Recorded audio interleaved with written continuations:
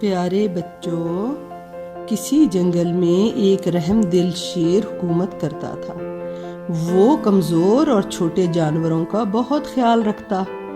اسی جنگل میں ایک بھیڑ اپنے 2 میمنوں کے ساتھ رہتی تھی۔ ایک کا نام الگگ اور دوسرے کا بلگگ تھا۔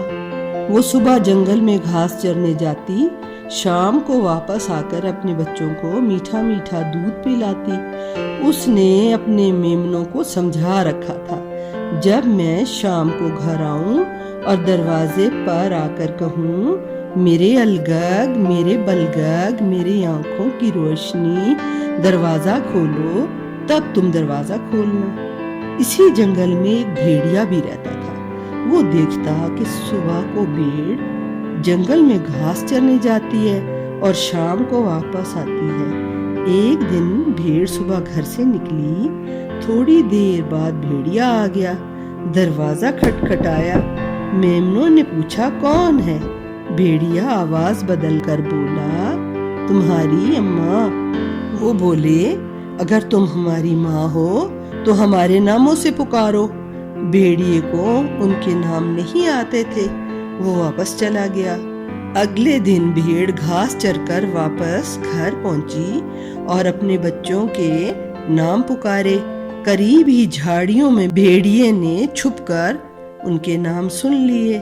اگلے دن وہ بھیڑ کے واپس لوٹنے سے پہلے پہنچ گیا اور دروازہ کھٹکھٹایا اور آواز بدل کر کہنے لگا، میرے الگگ، میرے بلگگ، میری آنکھوں کی روشنی، دروازہ کھولو۔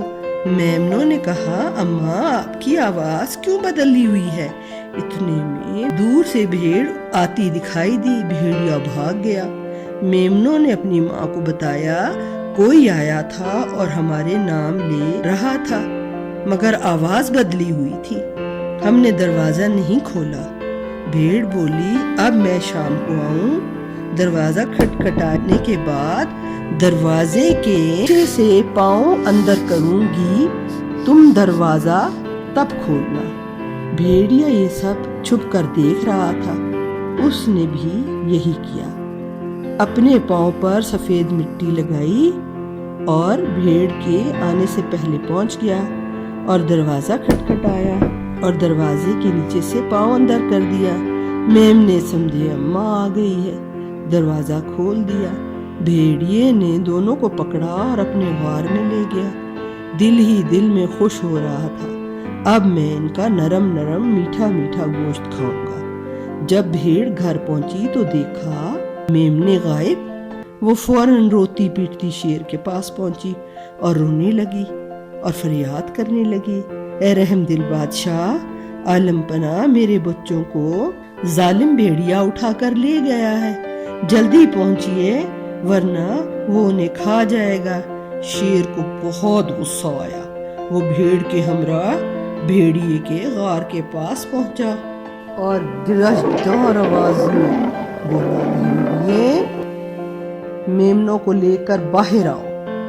بھیڑیا تھر تھر کانپنے لگا اور میمنوں کو لے کر باہر آ گیا۔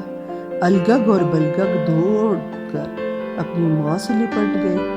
شیر نے بھیڑیوں کو زوردار تھپڑ رسید کیا اور حکم دیا، فوراً میرے جنگل سے نکل جاؤ ورنہ میں تمہیں چیر پھاڑ دوں گا۔ بھیڑیا وہاں سے نکلا، ایسا بھاگا کہ اس نے پیچھے مڑ کر بھی نہ دیکھا۔